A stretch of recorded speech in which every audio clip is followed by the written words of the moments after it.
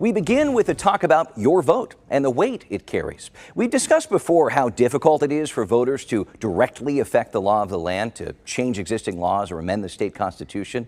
In Missouri, you can use something called the initiative petition process. Spend months going door to door, collecting enough signatures to put the measure on the ballot.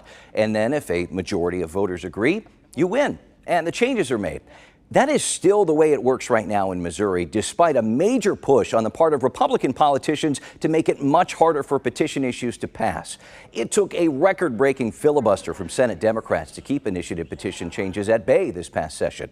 Republicans wanted to change the rules to require a statewide majority vote along with a majority vote in at least 5 of the state's 8 congressional districts. The failure led to more infighting within the party. Outgoing House Speaker Dean Plocher says he's hopeful the measure will come back around next session. Many members have championed that bill for the last 6 years. It's going to take a team effort. And I think as we repetitively see the Missouri Constitution changed willy-nilly, I think hopefully the population will see that we need to protect our Constitution. Willy-nilly meaning a majority of Missouri voters approving those amendments at the polls after massive petition drives. Why do Republicans want to change the rules? Abortion. Many lawmakers have publicly acknowledged their efforts to try and prevent voters from reversing the abortion ban in place right now.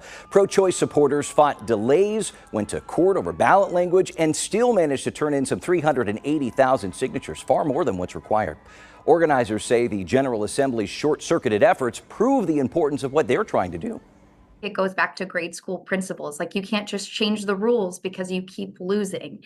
They know abortion is popular, and that's why they tried to pass the initiative petition destruction, and they were unsuccessful in doing so, and they will be unsuccessful in trying to stop our effort as well. Missourians for Constitutional Freedom, the group behind the measure to enshrine abortion rights into the Missouri Constitution, is keeping a close eye on the petition process, especially now that it's in the hands of the Secretary of State's office. Let's get to the heart of the matter with our roundtable of journalists. Please welcome back Brian Ellison, host contributor with KCUR, and KMBC9 political reporter Michael Mahoney. Mahoney, as we heard the speaker say just a second ago, Republicans have wanted these threshold changes for years. They just can't get it done. They can't get it done because they can't get out of their own way, especially with the petition reform. There was a filibuster early this session in the Senate when this issue came up first by the Democrats. There was a Republican filibuster later on in the session because they didn't want to deal with anything other than petition reform. Then there was yet a third record-setting filibuster by the Democrats that pretty much derailed the final week of the session here. So they couldn't get out of their way, even though they had 24 of the 34 state senators and plus a supermajority in the House. So it was their failure, and a lot of credit was also given to the minority leader, John Rizzo from Independence, who shepherded the long filibuster at the end of the session. And not only were those filibusters impactful, the reality is that the Republicans could have passed their desired changes if the House Republicans had been willing to let go of the so-called ballot candy, these extra additions to the initiative that would have, for example, prohibited non-citizens from voting, which is already illegal under the state constitution. They wouldn't let those provisions go, which were designed to ensure that it passed with what Democrats saw as dishonest means. And because they wouldn't let those go, it didn't make the ballot at all. Now Missouri voters apparently will be voting on abortion rights. Right, and that's the big question. What should we expect next? Of course, the Secretary of State who's running for governor, Jay Ashcroft, has battled over the abortion issue in court before. Mahoney, do you expect to see more roadblocks before November?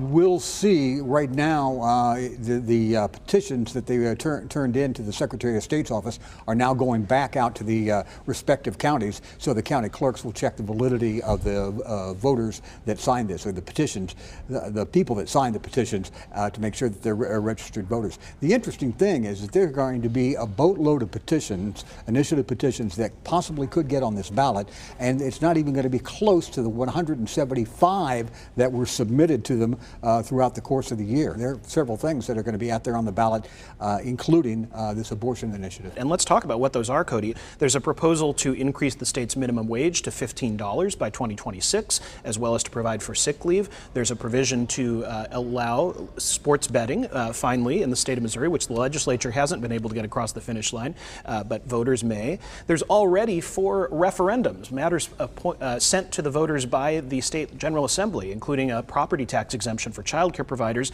and of course the one that the courts put back on the ballot that would require more funding for police in Kansas City, Missouri, that statewide, again, voters will have to consider. Which was another ballot language issue. Yeah, It was. And the other interesting one, if it gets to the voters, is ranked choice voting, which may also get there. And like I say, 175 separate petitions were filed, and maybe 5 or 6 of them are going to actually get to the vote. Right. The Missouri session is now in the books. We've discussed it a little bit, but what are your biggest takeaways? Some of it is, Right. I'll bet you there's going to be a special session. Oh, I think so too. Yeah, I think that's right. And I do think the dysfunction of the Missouri Senate, which has been fairly the central story for the last several sessions, is going to be how this session is remembered. This session of the General Assembly passed a record low number of pieces of legislation. Not counting the budget, that number is less than 30 pieces of legislation made it through. And that's just incredible to think about when you recognize that one party has supermajority control of both the House and the Senate. Yeah, and there's some people will argue the less they do, the better the taxpayers are. That was the Democrats' strategy, in Right. fact, was that they considered a successful session if the legislature didn't pass very much. And so did some conservatives. I think there were over 3,400 bills filed, and if you take the budget bills out of the equation of the ones that they had to pass, it was probably less than 20 bills that actually were approved by the legislature and sent to the Gov. Yeah, pretty striking. We'll leave it there for now. Michael Mahoney, Brian Ellison, thank you so much. KMBC9 keeping a close eye on news coming out of Jeff City. You can stay with us for Commitment 2024 coverage to and through Election Day, November 5th.